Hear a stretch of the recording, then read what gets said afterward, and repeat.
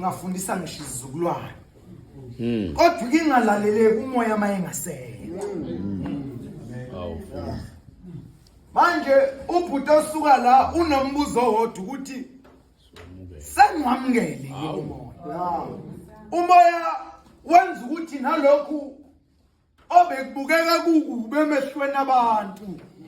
kodwa mase kuqhamuka kuvukiza kwena elithi konke kuyasebenzelana kube ngokuhle kwababizwe ngecebo akusasebenzi wena kodwa sekusebenzani umoya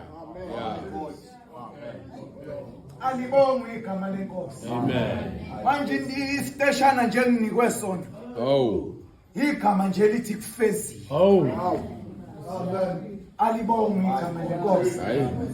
igama elithi bazalwane kufezile akuyona yonke into efezwayo khona ukuqeda khona ukuphela khona ukufeza kuyahlukahlukana kodwa mawunikezwe itask uyabuya kulomnike omnike itask uthi ayisengifezile obunginike khona alibonge igama lenkosi manje kunezinto ezimbili ngiyaxolisa ukuthi emveni kokufeza kube sekuphela okukhomba ukuthi khona uhambo nomsebenzi kulezi zinto amen amen alibonge igama lenkosi mhlambe nje kafishana ngifuna ukuba mude ngoba mangiba mude ngizobe sengidlula ithambo lami kunento eyenzakalayo uma besha bokuqala bethi baba bathethelele ngoba abakwazi abakwenzayo ngifuna ukubuya kahle ekhabazela ngibuya kulelizwi lokufeza ukuthi phela kuke kwaba njalo lathi iBhayibheli uma nivuma uthembekile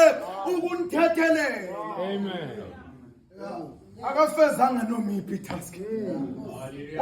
wafeza ukuthi kuzothethelelwa abantu sidlule kwabathethelelwayo kuyalandela abazalwane wenza isithembiso endodeni enye uthi ngiqinisile ukuthi ngizoba nawe alibonge igama lenkosi izinto ezofezwa uyabalanda alibonge igama lenkosi sekukhona abalandwayo abebelahlekile angithi inhloso bekuyileyo azafika emhlabeni ukuzolanda thina nokuzohlawulela thina emacaleni ethu amen alibonge igama lenkosi amen siyadlula bazalwane ngifuna ukuveza nje le ndaba nkosi yami yokufeza uyafika khona umama khona nendodana uthi mayisefikile uthi mama bengakuhle ibheke indodana athi nawe ndodana naku unyoko angithi likelasho njalo iBhayibheli bazalwane lathi ungabusabheki okwakho kuphela kodwa ubheke nokwabanye yatshaleka lento yokunakana feza bazalwane alibonge igama lenkosi sehla cabanga ukuthi ezingaphambi kwami zathi Eloi ngifuna ukuveza nje lento yokufeza madoda ukuthi yini la ifezayo noma yini lefezwayo okumuthi ithi uNkulunkulu wami njani ungishiyela wayesayiveza lento uJesu uthi bengazela bebenothixo kuphela kodwa bengizele nalaba abebengenayo uThixo ngoba khona nabo besihlutshukiwe bazalwana kufuneka silahle babashiwe beshiwe inkosi ngenxa yani bazalwane yezono zabo kodwa manje noJesu yena oyindodana kaNkulunkulu uyamuza uNkulunkulu ukuthi usengishiyile kuzofeza kunabe belahliwe bayabuthwa amen alibonge igama lenkosi yabuya yathi ngomile ibuyele lapha emuva ithophuzile la eswini sakhe iyogobhoza imfula yophila akasobuyome ehlisa izinto bazalwane ezawuvela lelo lizwi nje bazalwane mina benginganginiki bengizothi kufezile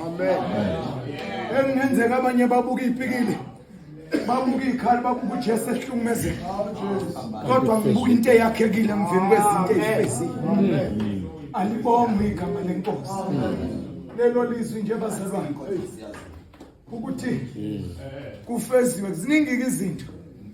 sengihlala phansi ukuthi amatask abekwe phambi kwakho wena wafezile Amen. Nangumbuzo. seshumayelile ngoJesu khona nje incwadi encane ngiyihlezi uJesu ethuma abafundi bakhe uthi hambani nishumayele Nkosi yami. niphendule izizwe zonke zibe ngabafundi bami wena khona yini usiphopheni usuhamba khona uphendule izenzo zakho na awakakhulumi naye inkambo nje yokuthi nani ikholwa selikufezile obekushiwo ukuphendula abantu ukuthi baba ngabafundi hayi umfundisi bazalwane hayi umshumayeli hayi umvangeli hayi umpostoli ikhona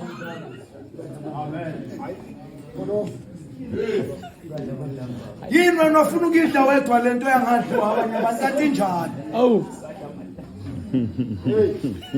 itask nje bazalwane wena usuyifezile sashumayela ngaye like khona umhlabelelo othi umlandele eduze ezinyathelweni nabantu baze bakubone usuhambiswe kwakhe wena ikuphi lo ngoba kwesinye isikhathi amazwe siwashumayelayo awasasizi asebajwayele nokhuluma usethi wey vele bazothi kodwa inkambi yashumayela iqede ukuthi abenzi njengabantu Amen. ngoba liyahlupha ikholwa elibuthwa yonke indawo amen alibonge igama lenkosi lokho nje bazalwane sifuna namhlanje ukuthi akufezwe now itask ne-task othunywa yona ifeze abanye okunye babuza ukuthi kuyasinda bakushiye endleleni buyele emuva olungisa itask yakho awukayiqedi